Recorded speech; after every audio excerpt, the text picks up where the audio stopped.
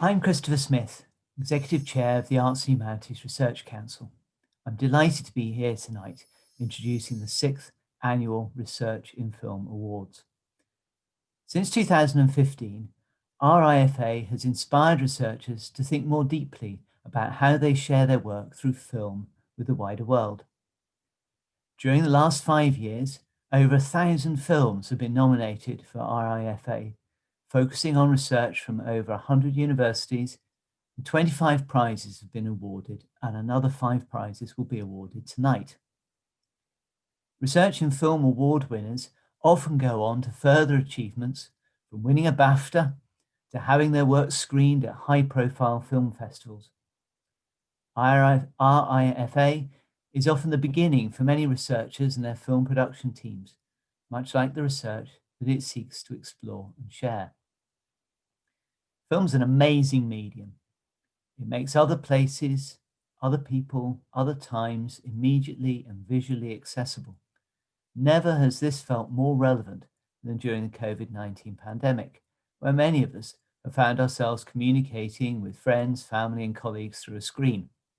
Film has the power to bring us closer to others and their stories. In its own way, RIFA has pushed forward the boundaries of film too, resulting in some highly original work. Each year we have a special category that is topical and especially relevant to the year. For 2020, we've introduced 2 new categories.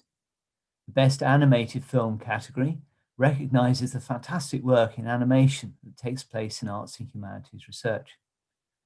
The Special Climate Emergency Film Award is a public category and covers the challenges that we face in tackling climate change and the future of our planet.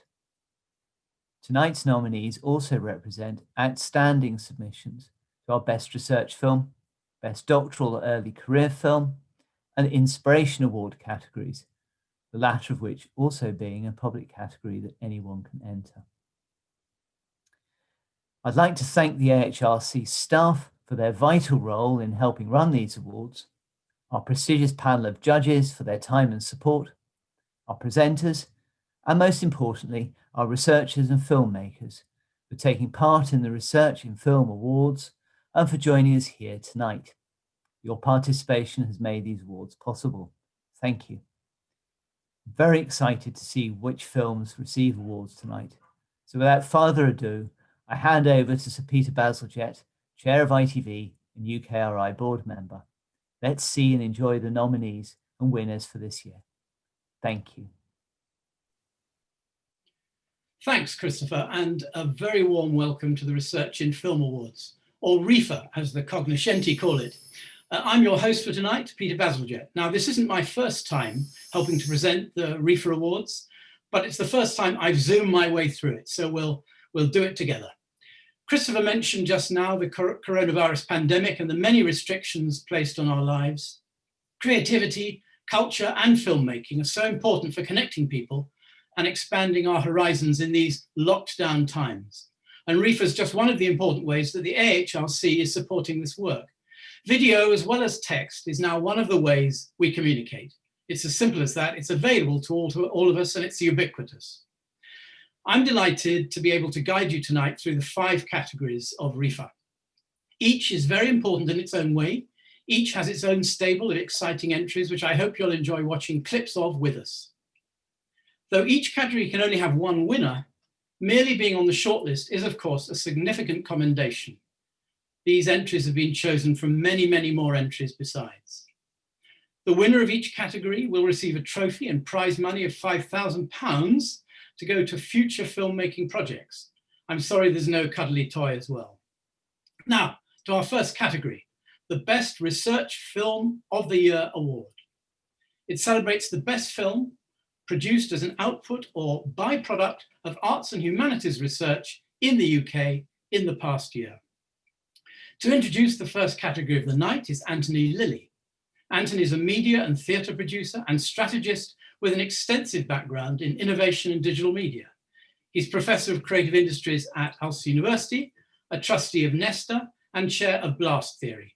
He and I have a bit of history because we were on the board of English National Opera together, and we both have terrible singing voices. Over to you, Anthony. Thank you, Peter, I think, for that. It's great to be here this evening and to be able to kick proceedings off. So, as you say, Peter, as a media professional and more recently occasional academic, as I am, and as an AHLC council member, I'm absolutely delighted to be able to present the Best Research Film Award. This category is for the very best film, as Peter said, made as an output or byproduct of arts and humanities research in the UK. The films nominated this evening were felt by the judges to be excellently structured and shot, and I personally found each of them also to be technically very impressive. They are at times challenging and never less than thought-provoking, as all good research work, whether filmed or otherwise, should be. The category showcases research which is right at the forefront of its field. And these films both bring the work itself to wider attention and demonstrate the importance and value of arts and humanities research far beyond academia. The nominees for the Best Research Film Award are Blowback, the 9/11 Wars in Global Film, by Dr. Terence McSweeney of Solent University and George Lee. This film delves into the cinematic representations of the 9/11 conflicts, exploring how these wars were viewed and told by other cultures outside the United States. How Much Should We Pay Artists for Listening to Their Music? By Matt Brennan of the University of Glasgow and Graham O'Hara. This film contributes to the debate surrounding the payment of musicians, and it uses infographics to explore the fate of recorded music over time.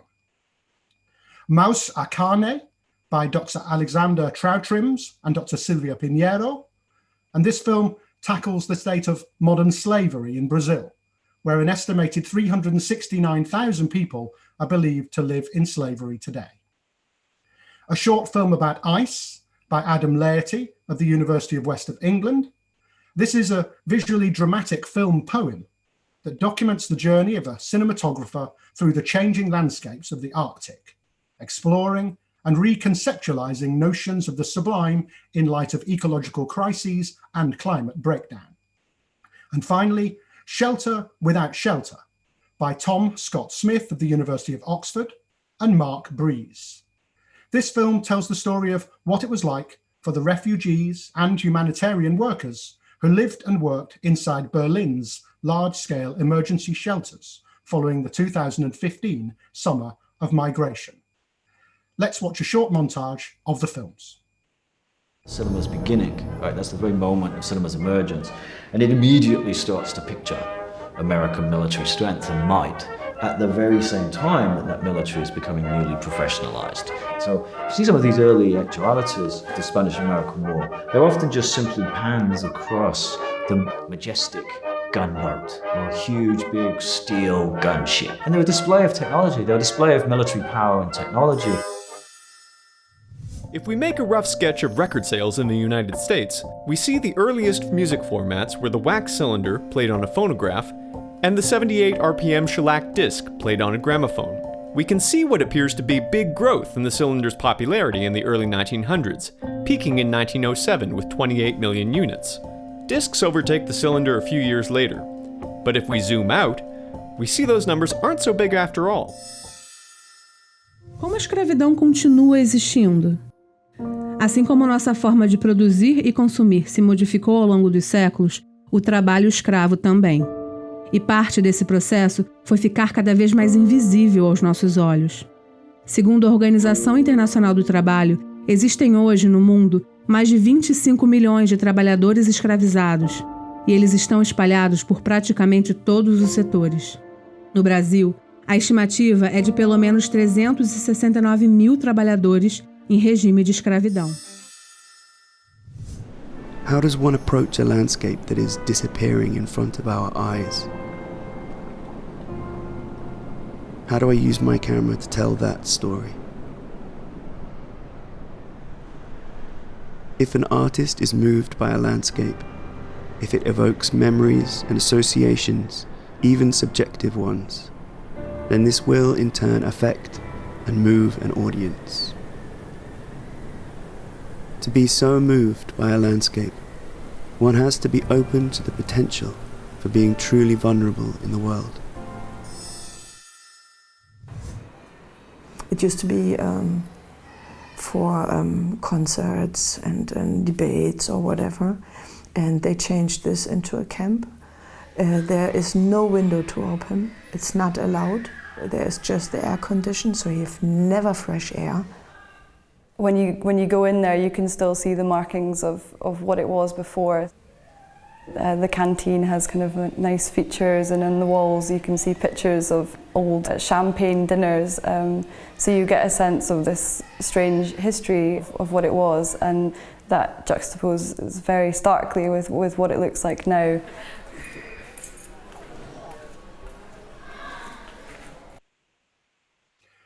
What a fabulous collection of work that is. The nominees should all be incredibly proud. But as always, there can only be one winner. And the winner is Shelter Without Shelter. And here to accept the award this evening is Tom Scott-Smith from the University of Oxford. Thank you very much, Anthony. And I'm delighted to receive this award also on behalf of Mark Breeze, with whom I made the film. I'd like to thank the AHRC and ESRC who funded the film, and to all of the staff at the Refugee Studies Centre and the Department of International Development at Oxford, whose support was absolutely invaluable throughout. I personally would also like to thank Mark, my fantastic colleague and collaborator, whose beautiful photography made this film what it is. Many other people helped us along the way, but most of all, we'd both like to thank the people featured in the film, who took their time to share their experiences and who often talked with real honesty about the failures and lessons of the refugee response in 2015. Finally, we'd like to pay tribute to the hundreds of thousands of refugees around the world, many of whom continue to wait for asylum while living in very difficult and sometimes completely unsuitable conditions. It's hard to conduct research on such a painful topic, and it seems inappropriate in some ways to celebrate a film that in many respects tells a story of our collective failure. But if it can at least stimulate some conversation about refugee shelter and our obligations towards others, then I think it's achieved something. And I hope that refugees, who this film is really about, can agree. So thank you again.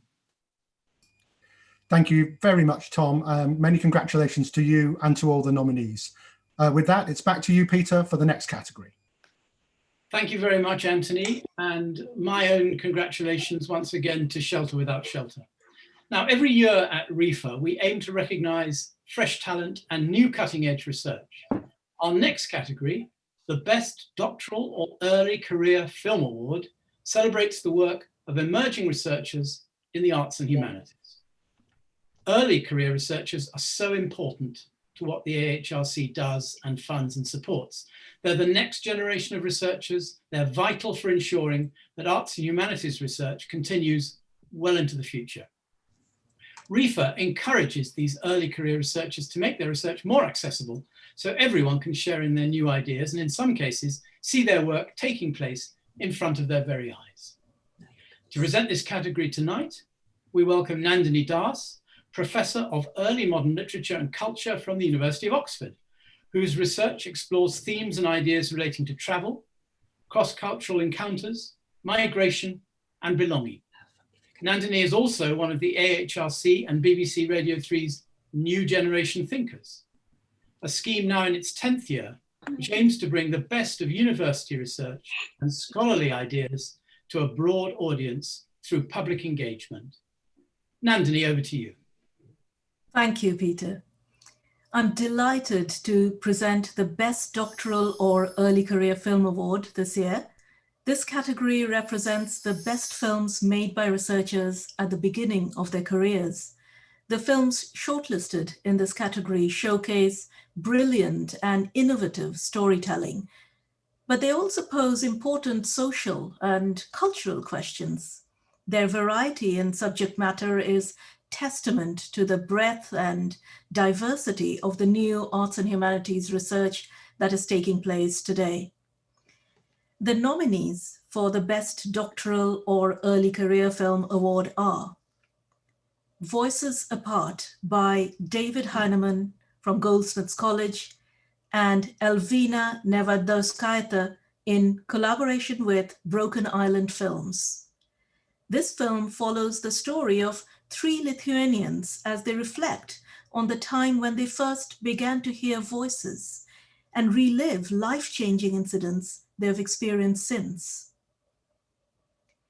A short film about ice by Adam Leahy of the University of the West of England.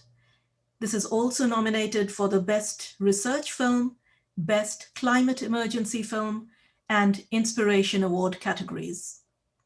This film takes the viewer on a visually beautiful journey through the Arctic, exploring the sublime through the lens of climate change. Our third film is Shelter Without Shelter by Tom Scott Smith and Mark Breeze. This is also nominated for the Best Research Film category. This film tells the story of life inside Berlin's large-scale emergency shelters during the 2015 summer of migration. Our fourth film is Her Shigubu, The Dance of the Warrior by Karen Boswell of the University of Sussex, in collaboration with Rosalina Nyakote, Samo Mulla, Emidio Juzin, Sidonio Givendas, Cecilia Engels, Rodrigo Coelho, and members of the Mozambican Cultural Association Horizonte Azul. This film explores how girls living in Mozambique are fighting back against sexual violence through appropriating the male warrior dance, Shigubu. And our last film is Details, Social Realist Film by Women by Ben Lamb of Teesside University, Anna Coatman, Catriona McInnes, Sam Haley, and Ed Maggs. This film challenges dominant academic perceptions of British social realist film by capturing 3 critically acclaimed filmmakers, Kate Dickie, Tina Gavari, and Morag McKinnon, as they discuss the female directors that inspire them and the unique perspective women have had on social realist cinema. And here are the films. Ir po to, aišku, tas miego trūkumas, iš kur yra peilis, kuris pakerta viską.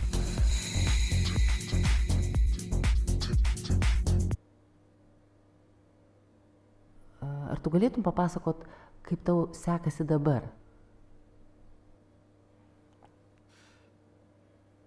Pavyzdžiui, mano tėvas sėdi kalėjime už žmogžudystę ir atrodo, kad aš turiu apsaugoti save, namus, aš turiu apsaugoti šeimą ir net nežinau nuo ko ir tiesiog toks balsas man kartoja, kad jis tuoj ateis, ir tokia paranoja kaip ir kyla ir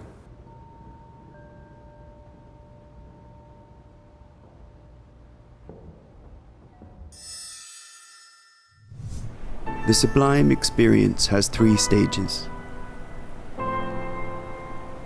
First is apprehension, in which the human subject encounters an object larger and greater than the self.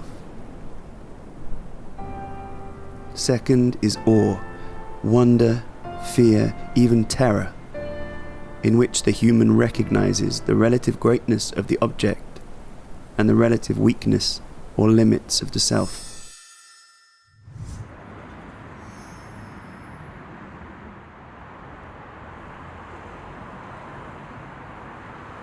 The ICC is this big grey spaceship conveniently located at the Autobahn. I saw it on 2 days before we moved in, and I was shocked. They're gigantic halls. It's 70s architecture, so there are hardly no windows. It's very designy when you go inside, but it's not a homey place.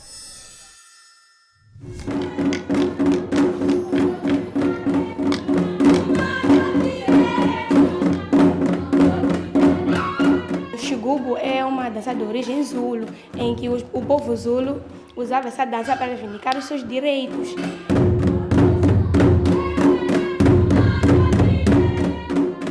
E nós estamos dentro de uma sociedade machista, em que dizem que o homem tem um poder acima de nós.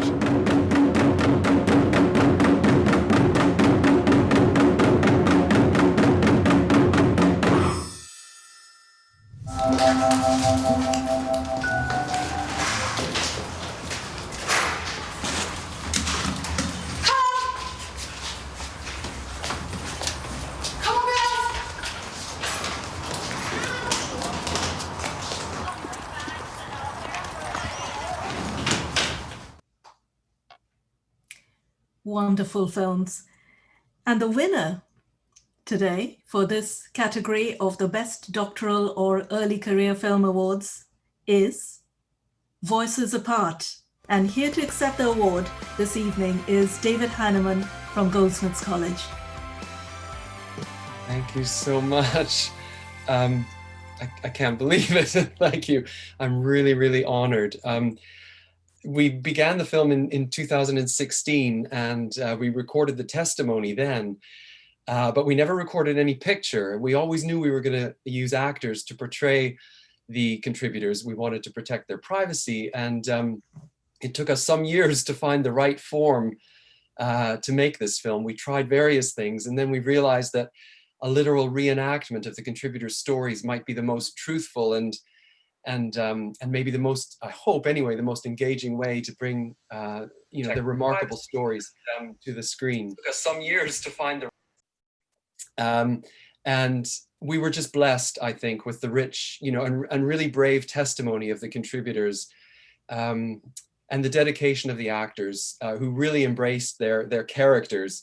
They had to lip sync with syllable accuracy to the recorded testimony, and if you've seen the film, you know that some of that testimony is very fast, and there are pauses and unusual inflections, and the actors just completely embodied those characters, almost channeling them, and they just worked really, really hard.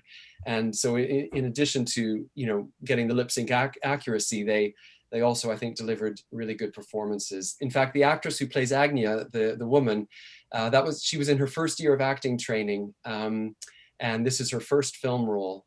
So we were really, really proud of her. So I'd just like to say a heartfelt thank you to the contributors and to the actors, and also briefly to my PhD supervisors at Goldsmith College, Rachel Moore and Robert Smith, who have been with me for 5 years on this sometimes sort of crazy journey. I'd like to thank Middlesex University, where I work as a lecturer in filmmaking. They actually gave me research funding toward the making of the film. And finally, the project couldn't have been made without my filmmaking partner, Elvina Neverdalskaitja, for whom no challenge is too great. She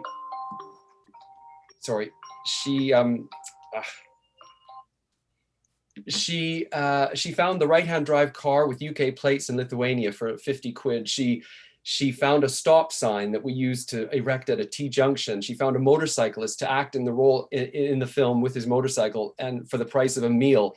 She's just daunted by nothing. And more than that, she contributed her beautiful cinematography to these stories, for which I'm forever grateful. So thank you very much. Thank you, David, and many, many congratulations again. And I'll hand back now to Sir Peter Bazalgette again. Over to you, Peter. Thank you very much. And once again, congratulations to the Voices Apart. Very nice to hear the world's press beating a path to your door on your telephone, David, even just after you got the news. So we look forward to the publicity that will flow from it. Now we're going to move on to our third award of the night, the Best Climate Emergency Film Award. This category is, of course, designed to enrage failed presidential candidates. I jest, but only a little. This category is in fact our special category this year, which changes from time to time, from year to year. In previous years, we've celebrated films around topics such as migration and mental health and well-being. In 2020, we recognize films that relate, as I said, to climate change. When the 2020 RIFA categories were announced, the United Nations Climate Change Conference in Glasgow was also due to take place this year, as you all remember, in fact, this month, bringing the eyes of the world onto the UK as answers were being sought for the climate crisis. Now, although that conference has now been delayed till 2021, the issues and the debate surrounding the climate emergency remain of critical importance right now. Arts and humanities research can offer compelling perspectives about weather, climate change, and natural history, each with important implications for the way we engage people in caring for and protecting their environment. I'm very pleased we're joined tonight by Alice Roberts, who's a broadcaster and professor of public engagement with science from the University of Birmingham. Alice's own research and work in television has shown us how humans have negotiated the natural world through time, and you'll know many of the programs she's contributed to. She's perhaps best known for her shows such as Time Team, Digging for Britain, Horizon, The Incredible Human Journey, Origins of Us, and Ice Age Giants. She was also one of this year's judges. Alice, over to you. Thank you very much, Peter. It was an incredibly difficult thing to judge as well. Being on that judging panel was a complete joy, seeing all of those films, which are all absolutely wonderful, but then having to try to judge them. I mean, they are brilliant, all of them, and everyone who is here tonight should be just delighted that they have been shortlisted, because it was a tough competition and it really means something important. I think that film is one of the best means of communication that we have today. It really captures what we do best as humans in terms of communication, the visual and the audio together. And some of these films are incredibly powerful and very moving. So I'm really thrilled to present this year's special category, and it is the Best Climate Emergency Film Award. It was a public category, so anyone could enter, reflecting the fact that the climate emergency is an issue that affects us all. And the films nominated tonight all demonstrate how arts and humanities research can relate to climate change. We need to understand our impact on the rest of the natural world and our relationship with that natural world. If we're going to mitigate our impact, we need to understand why we've come to this point. We need to understand our motivations for making a difference in the future. If collective action is going to happen, and if it's going to be effective, and if we're going to adapt and be resilient in our human societies, then we truly need research in the field of the arts and humanities to dovetail with our research that focuses on the natural environment itself and physical processes. The arts and humanities will also provide us with the tools that build bridges between disparate areas of research and between researchers and society at large. And that's what these films are about, largely. Communication is absolutely essential. It is crucial to tackling the challenge of climate change. I've really seen few examples. I can't stress this enough because I've seen a lot of films, but I've seen few examples of communication that are as powerful as the films that are shortlisted in this category. The nominees for the Best Climate Emergency Film Award are To Be a Mama by Ed Owls, Farhana Hock and Alison Rupa, and also nominated for the Inspiration Award category. This film paints an evocative picture of the Mama people. They're a minority Indigenous people living in the Bangladesh-Myanmar border who are facing mass migration into their ancestral lands as a result of climate change. In Hot Water by Gemma Woodham from the Cabot Institute for the Environment, University of Bristol, in collaboration with Raoul Loaiza Muro, John Spall, Andy Friars, Moya MacDonald, Erica Stockholm, and the Cascada project team. This film raises awareness of the accelerating glacier retreat in the Andes, which is poisoning the lakes and rivers that supply drinking water to over 250,000 people.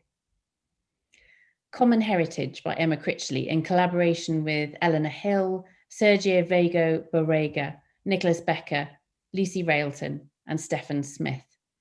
This film draws its inspiration from dystopic science fiction narratives to offer an urgent response to the rush of deep-sea mining for rare earth minerals. A Stork's Journey by Benjamin Dix, Positive Negatives, Max Planck Institute of Animal Behaviour. This film invites the audience to fly alongside white storks as it explores stork behaviour and their migration patterns from Germany to Sudan. A short film about ice by Adam Laity, University of the West of England, also nominated for the Best Research Film, Best Doctoral or Early Career Film and Inspiration Award categories. This film captures the cinematographer's journey through the Arctic as he documents the impact of climate breakdown and explores the notion of the sublime. And here are the films.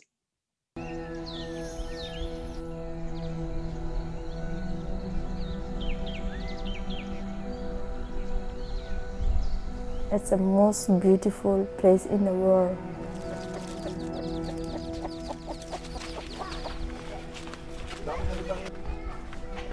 It's different from Bangladesh. 13 ethnic community staying here, living here, surviving. I feel sometimes that I'm different of another princess. Future is very difficult for Mama community. Also, Bumang Raj family. Before we have lots of power. Now it's different. The glaciers in the Cordillera Blanca, they sit on top of these rocks which are very metal rich. As the glaciers are retreating, they are exposing those rocks in front of them, they get washed by the rain, they're open to the atmosphere, the metals get dissolved out of the rocks and that process produces acid, so the rivers are becoming acidic and very metal toxic.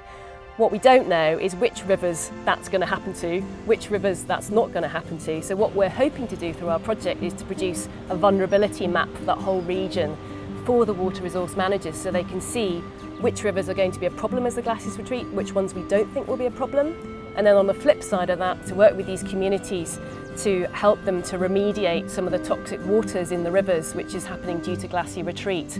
So they're constructing artificial wetlands, and by working with these communities, I think what's quite nice is actually we're kind of implementing a solution to the problem rather than just diagnosing the fact that there is a water quality problem in the mountains in that region.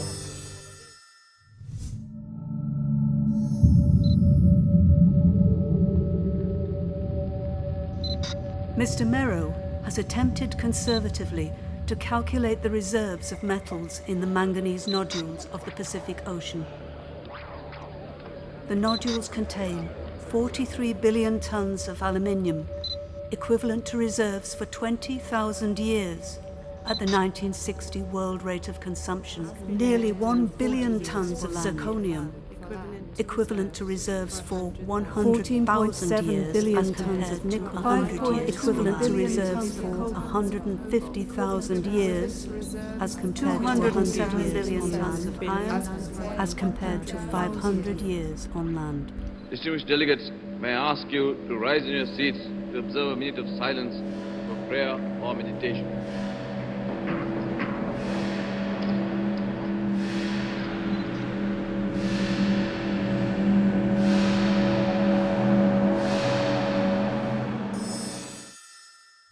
Once upon a time, in the emerald fields of Germany, two scientists found a little stork with snow-white feathers tipped black as coal.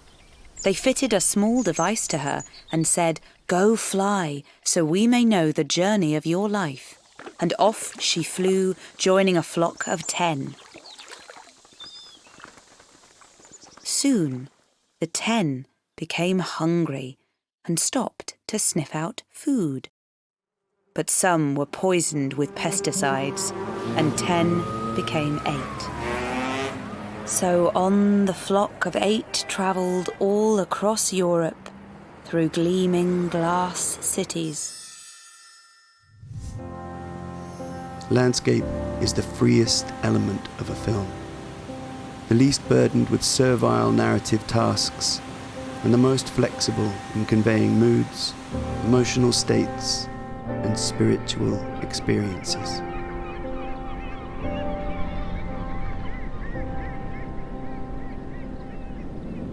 The Arctic is a landscape gouged and carved by ice.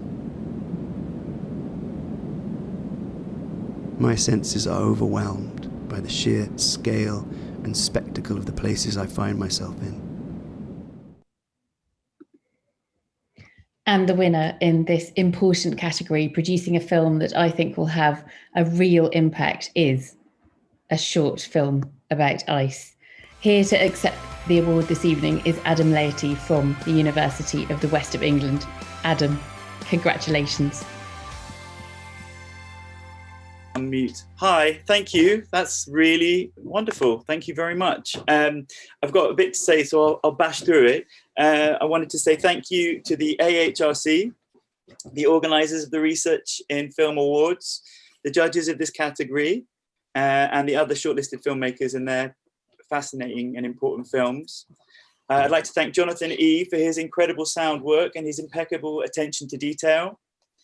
Pete Judge for his beautiful and elegant piano compositions, Matt Thomason for coming through with his ethereal electronic pieces in the 11th hour, and Eric Estelle for the additional camera support. I'd also like to thank the University of West of England, the 3D3 Centre of Doctoral Training, Andrew Spicer, Claire Johnson, Terry Flaxton, my 3D3 cohort, the Arctic Circle residency, my fellow strange gods, and the guides and crew of the Antigua, and various friends who read the script and who reviewed the edits of the film and who gave such kind encouragement along the way. Special thanks go to the Laity family, the G family, the Winnan family, and the Warnock family, and with unending gratitude to my wife Beck and our daughters Dora and Peggy. I'm going to really quickly just say something, just quickly go on.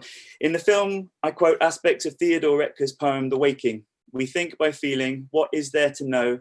I feel my fate in what I cannot fear. I learn by going where I have to go.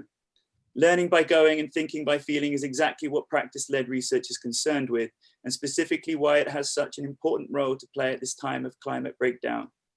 The science is clear, and yet it's so overwhelming and impersonal that it's up to artists, and I believe particularly cinematographers and filmmakers, to communicate the facts and tell the stories of climate change in ways that enable the viewer to feel connected to the problem.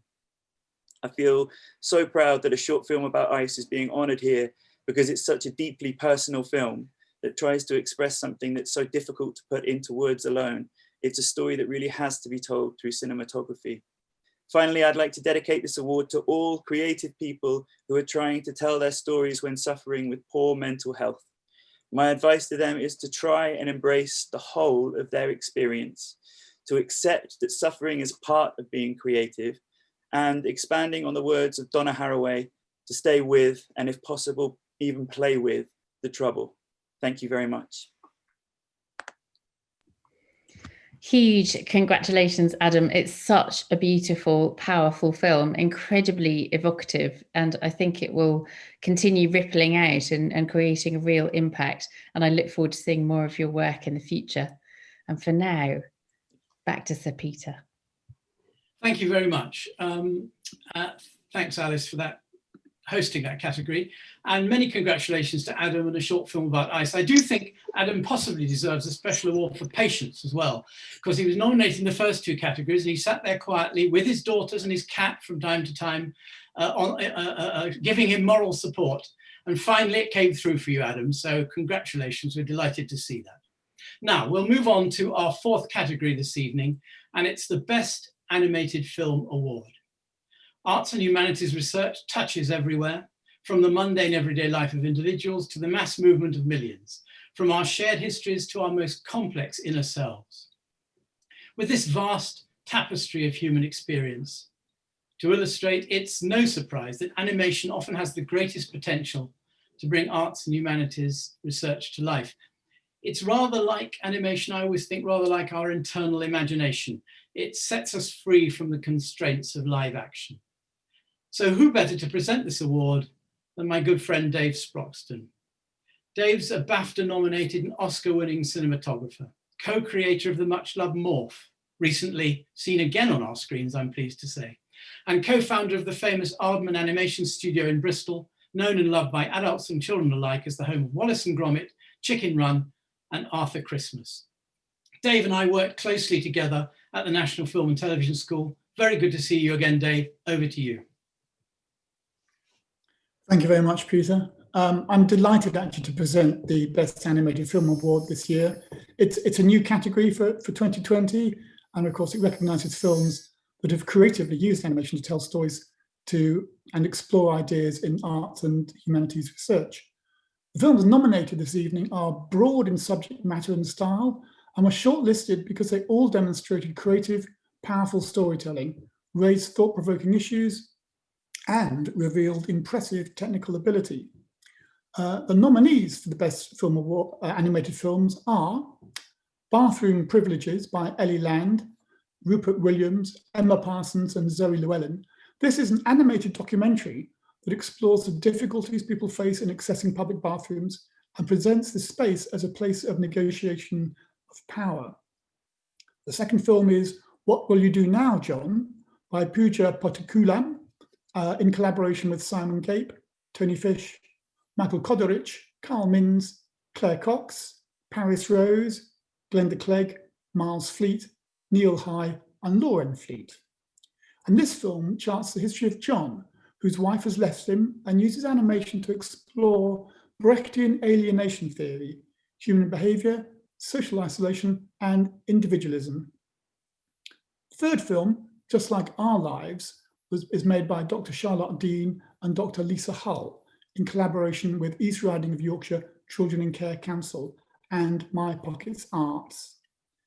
This film follows the educational experience of children and young people in care and addresses the need for improved teacher training to minimise the difficulties faced by these students. And the fourth film is The Adventures of Alice in Typhoid Land by Klaas Kirchell, Dr. Samantha Vanderslot, and Ben Layton. The film documents the evolution of typhoid incidence and control since the 1850s through the lens of Alice Liddell, of course, of Alice in Wonderland fame, whose family were repeatedly afflicted by the disease. And the fifth film is Atlab Ali and the Battle of Brick Lane by Diwaz Bisht, Dr. Emily Keithley, and Kaza Rukhsana Begum. And this film tells the story of the racist killing of Atlab Ali, a young Bangladeshi migrant in East London in the 1970s, and how his murder mobilized the community to take a stand against racism. So let's see some clips from these films. When it comes to bathrooms, I don't really have a choice. There is usually only one disabled bathroom. I used to do some hydrotherapy, so I'd been to the swimming pool. And I remember there were some teenage girls and they were in there for quite a while and they had been taking selfies. I knocked, I said, ladies, please, this is the only facility available to me. I'm cold, I'm wet, and dripping water all over my electric wheelchair. Can we please get on with it?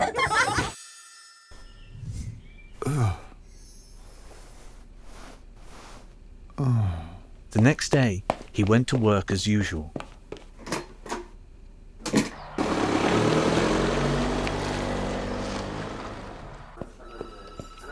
Hello, John.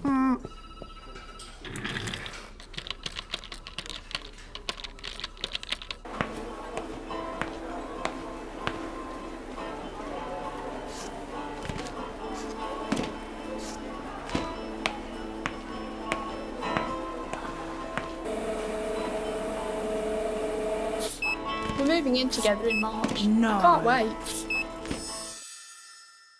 It was something I hadn't expected, to be told you'd be living apart, that a piece of your life would be missing, and a hole opened up in your heart. I thought now my parents don't love me. I thought that I'd done something bad. I wondered if this was a punishment that kids with things wrong with them had. Life in the care system is tricky. It's different to life with your mum. It's an over-responsible parent with forms to permit all your fun. Social workers are constantly changing, and as you get one you can trust, she gets a promotion or changes her job and tells you she's sure you'll adjust. Alice and her friends loved to spend time on the Thames. However, it soon became clear that the river contained more than they bargained for. Right next to Alice's home in Christchurch College, an underground stream quietly discharged sewage. Unseen by Alice and her friends, it contained a germ. It was small, rod-shaped, and hairy. Its name is typhoid. Racism kind of raised its ugly head probably from mid-70s. So 75, 76 is when violent racist attacks were taking place against Black and Asian community. And of course you had the far-right National Front who were instigating some of this violence or were encouraging young people to carry out violence against Black and Asian community. So in 1978, at the height of racial tension in Tower Hamlets, propagated by the National Front as a political party with their hooligans organizing from various pubs and other premises in the area, were running rampage on our community. First of all, congratulations to all the nominated films. They're all worthy entries. The winner of the Best Animated Film is Bathroom Privileges. And here to accept the award this evening is Ellie Lamb from the University of Northumbria. Well, thank you, David, and thank you to all of the judges for our award. We're absolutely thrilled. I'm accepting this award on behalf of myself and co-director Rupert Williams, who's really this film really comes from him. It was his kind of original idea, and we kind of collaborated together to make it. We'd like to thank, most importantly, our contributors. That's Ben, Kemi, and Emma, whose stories that we feature. We'd also like to acknowledge and thank the wider community of people who struggle to access bathrooms. There's so many more stories to be told and so many more agendas that we kind of need to push. We feel like we only kind of scratched the surface in making this film. And we'd like to thank our producer, Emma Parsons, and our wonderful creative team. And also thanks to our funders, BFI Doc Society. Thank you. Well done, Ellie, and congratulations to you and your entire team. And I hope you do some more in the future. I'm looking forward to seeing those. And now back to Sir Peter. Thanks very much, Dave. That was almost as good as a piece of Wensleydale. and congratulations to Bathroom Privileges. Now we're coming to our fifth and final category of the night, the Inspiration Award. Like the Best Climate Emergency Film Award, this category is open to the public and recognises films produced in the UK which have been inspired by the arts and humanities. This could be as a result of attending an arts festival, visiting a museum exhibition, through reading a particular book, going to a play or some other sort of performance, any of which might have helped inspire the maker in any shape or form. It's that broad. So this award really is one of the widest ones where we've cast this broad net, recognizing so many different areas where arts and humanities can reach, even the places that may be unexpected. To introduce this final category, I'm really pleased we've got broadcaster and chief film writer for the Financial Times, Danny Lee. Danny's worked in film journalism for more than 20 years. He's well known for co-hosting BBC One's film programme. He was previously senior curator of fiction for the BFI National Archive, and he helped launch the educational charity Into Film. Danny, take it away. Thank you very much for that, Peter. I hope everyone's been having a very good evening. It feels kind of melancholy and yet also fitting that this is the final award of the evening. It's fitting, I think, because the Inspiration Award isn't there just to reward excellence in research and excellence in filmmaking, although we'll be doing those things. The Inspiration Award is also there, I think, to recognise the films which the judges feel will plant a seed and which will inspire and kindle other researchers and other filmmakers, and so will in turn lead to next year's awards and to the years following those. So it's a pretty special award. The nominees for the Inspiration Award this year are a short film about ice by Adam Latey from the University of the West of England, also nominated, as you will be aware, for the Best Research Film, Best Climate Emergency Film, and Best Doctoral or Early Career Film categories. It's a beautiful film exploring the climate emergency in the Arctic. Also nominated is To Be a Mama by Ed Owls in collaboration with Fahana Hoke and Alison Rooper, also nominated for the Best Climate Emergency Film category.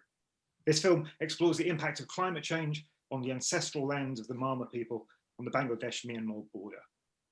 Then we have Sounds Like Harlesden by Nathaniel Telemack, Sakina Hudson, and Kalina Blades. This film is an audiovisual essay exploring the unique multi-ethnic neighbourhood of Harlesden in London, questioning our everyday environments and life experiences. I grew up in Shepherd's Bush, so Harlesden means a lot to me as well.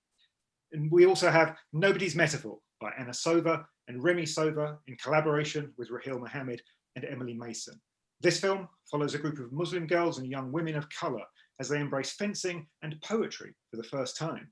These two physical and communicative activities help them gain confidence, explore their identities, and challenge the stereotypes that young women face.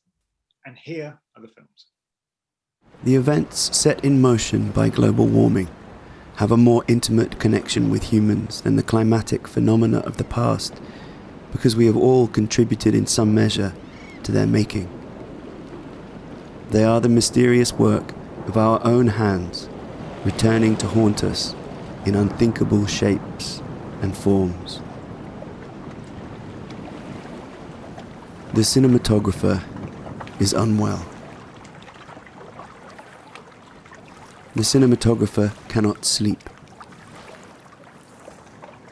The cinematographer feels a suffocating weight of guilt. The cinematographer has lost his capacity for empathy, and all of his self-compassion is gone. The cinematographer lives in dread fear of his camera.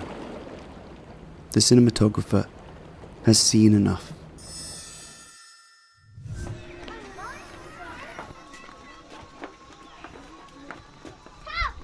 চির আবহমান এই নদী থেকে আমি খুঁজে পেয়েছি আমার পূর্বপুরুষের প্রকৃতির সৌন্দর্য থেকে আমার গানের সুর, গানের কলি, গানের কথা সবকিছুই উঠে আসে সেই প্রকৃতির মধ্য থেকে এবং বিকজ এটা হচ্ছে আমার জন্মস্থান এবং এখানে অনেক অনেক ধরনের মানুষ থাকে।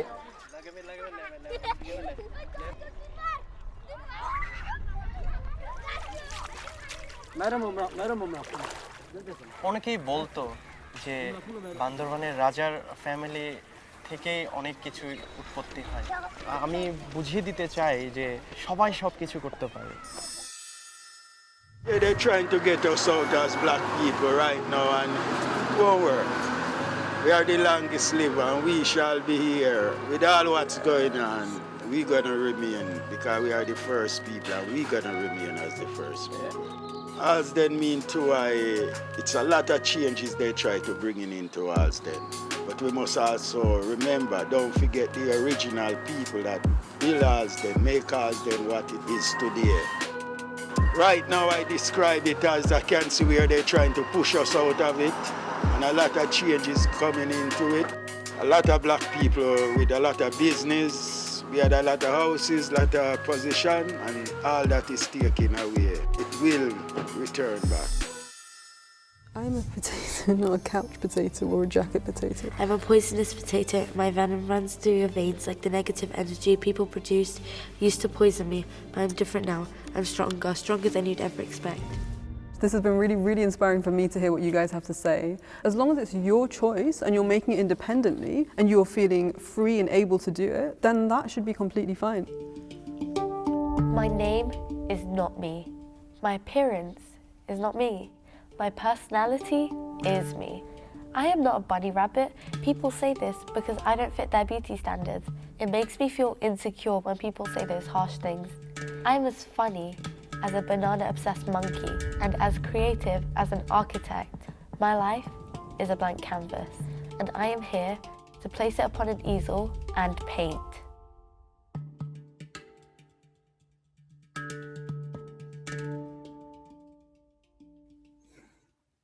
Okay, and so the winner of the 2020 Inspiration Award is To Be a Mama. So I'd like to welcome to virtually accept the award, Ed Alwood. Wow, that was a bit of a surprise. Thank you. Sorry, I really wasn't expecting to win. Congratulations to all the other nominees. There's like a wonderful selection of films, and I'd love to see them at their full length. Thank you to the HRC for nominating, for shortlisting our film, and to UCL for their initial support for it. The team behind it were wonderful. It was quite a long journey making it. For Hannah has been working on her PhD with the Mama for almost 6 years, I think. And really this is, I wish she was here with me. Thank you mainly to the Mama community, Princess Daisy, the King, the late Guru Bante, the head monk, and Mong, the singer. It will mean an awful lot to the Mama people. There's been very few films made with them. And I know they'll be super excited to hear this news, and no doubt will be celebrated with a lot of rice wine, their favoured tipple over in Bangladesh. So thank you very much. That's amazing. Thank you, Ed. Congratulations. I think all of us can probably deserve a rice wine by the end of this evening. I'm going to leave you back in the capable hands of Peter. Congratulations to all the nominees, and again to Ed Owls, our winner. Thanks very much, Danny. And warm congratulations from me also to Ed, and To Be a Mom, and Ed, to all your colleagues involved, and to the subjects of the film. So we're almost finished. Well done to all our winners tonight, and thank you to all of our researchers and filmmakers nominated, to our presenters, and also to our judging panel. That is the end of the Research in Film Awards for 2020. So thank you so much for joining us as we celebrate all these fantastic films. Normally we'd adjourn now for a noggin or two, but I think we're just going to have to open a bottle at home and think fondly of what we've seen this evening. It sounds as though the tipple of choice for the evening is rice wine, dedicated to the final film winner.